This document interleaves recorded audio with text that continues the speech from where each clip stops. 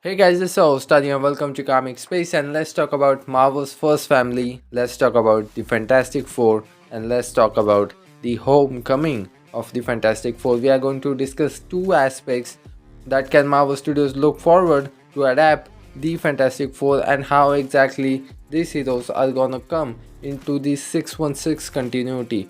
Because again, there has been a lot of chatter and speculation since we have gotten that Valentine's gift card from Marvel Studios for all of us, revealing the official cast for the film.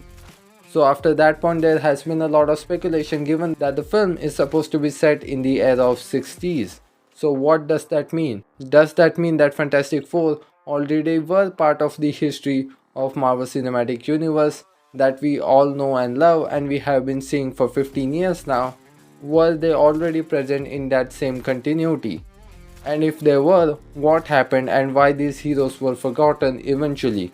Or in another aspect that we are going to talk about, and I think it is a quite prominent and a quite obvious one, Fantastic Four were in a parallel universe to the 616 continuity, and that's where we are going to see the story moving forward in the film, and that's where we are going to take off from, and eventually getting all of these heroes together into the 616 continuity. So we are going to talk about it.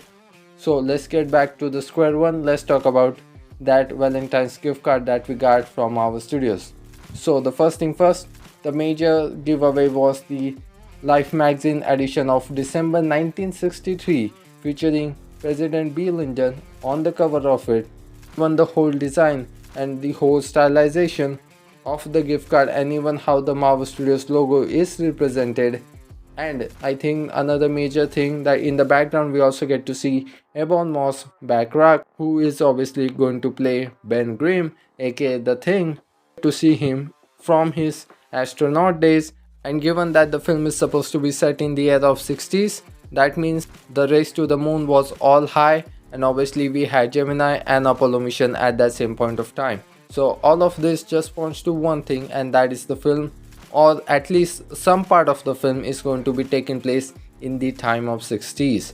So were Fantastic Four already part of the MCU that we know? And I think it is quite easy to do it than to actually move forward with a multiversal aspect, and because I think it is going to be very tough to make them leave their universe, not even their planet, but in universe, and step into a totally different reality where there's a whole lot of other level of craziness going on within the MCU, and again there's a lot of stuff going on. So the simple thing that they can do is to have Fantastic Four in the prime continuity of 616. But again, what exactly happened in all of the times that we didn't get to see Fantastic Four? Were they trapped in some place, maybe even in a negative zone, or maybe even quantum realm? So I think quantum realm been a major set piece of the multiverse saga specifically, and given that's where we also got the introduction to Kang the Conqueror, so there's a quite possibility that aspect can tie the Fantastic Four into a multiversal aspect and to Kang, because obviously we get to know that after a lots of years, Nathaniel Richards, obviously being part of the Richards family, did eventually become Kang the Conqueror. So I think it just adds so much kind of in depth to the story, but also it is a very interesting kind of a dynamic that we can have, which is, and this is just me speaking my thoughts out loud, but I think it can be a very interesting dynamic that they can tie this whole thing up, and actually, and the main Kang the Conqueror that we are going to see being the villain in Avengers 5 that we still haven't seen can actually tie that story to our prime universe heroes, and I think it's just going to add in kind of a much more depth than to actually have a variant who is actually from another universe, but actually have a person who is actually part of the 616 continuity, and he went on to eventually master time travel and the multiverse travel on the basis of Reed Richards technology and all of the stuff that Tony Stark has done in the MCU.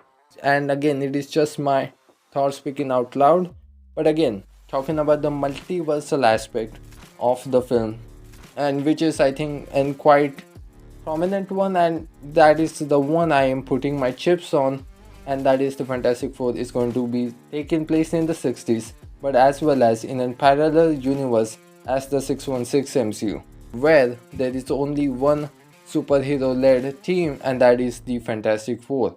So they can just focus on the Fantastic Four. I think they can make it much more grounded to all of these characters. Obviously we're going to see a lots of cosmic shenanigans throughout the film, and they can just focus on these characters on this first film only, and obviously moving forward, and they can connect this to a bigger picture, which is the MCU. But again, as I mentioned earlier, why these heroes will leave their universe and step into this totally new reality that they are totally unaware of. Does that mean that incursions can come into play? Maybe, because again, and I think that is also quite an interesting thought, because the riches that we got to see from 838 universe in Multiverse of Madness was the one who actually introduced to the concept of incursion, so they can kind of foreshadowing a little bit and just to move forward with that.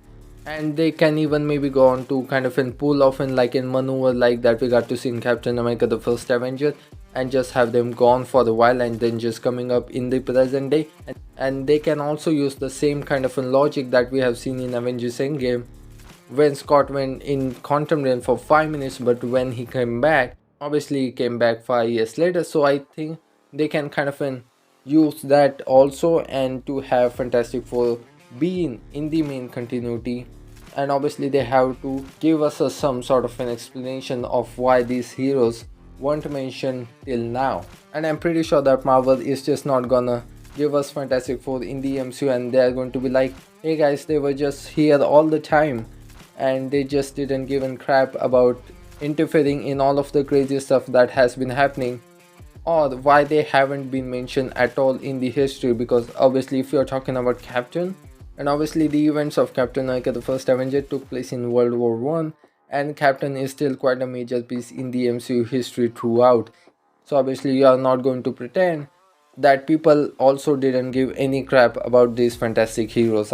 And again, if you start to weigh all of these things, you still get nothing, because we still have to wait for the film to come out and to see what exactly is going to happen. Obviously that is all about us going out and watching that film. So just in kind of a brainstorming discussion, and obviously let me know your thoughts about it. What you think, what aspect can actually work better with the homecoming of the Marvel's first family.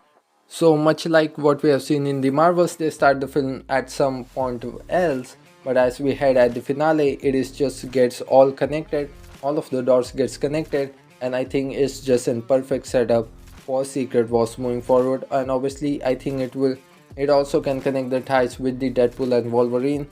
I mean, it depends what is going to happen in Deadpool and Wolverine, but given that both of the films are very major films to the overall story of the multiverse, and I think these are going to be the biggest films that we need to look out for. Obviously we also have to look out for other things, because again we are also getting like Captain America 4.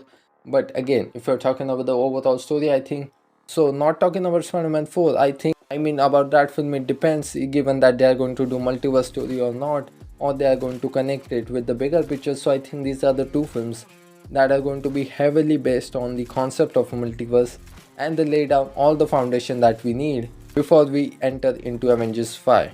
So as we are talking about the Fantastic Four, let's talk about the Galactus. Can Galactus make an appearance in the Fantastic Four? 100%, he surely can, but I don't think so he's actually going to be the main antagonist of the film. We obviously are expecting some sort of an appearance or in kind of an introduction to Silver Surfer or Galactus 100%, because it has been in the rumors for a while as well.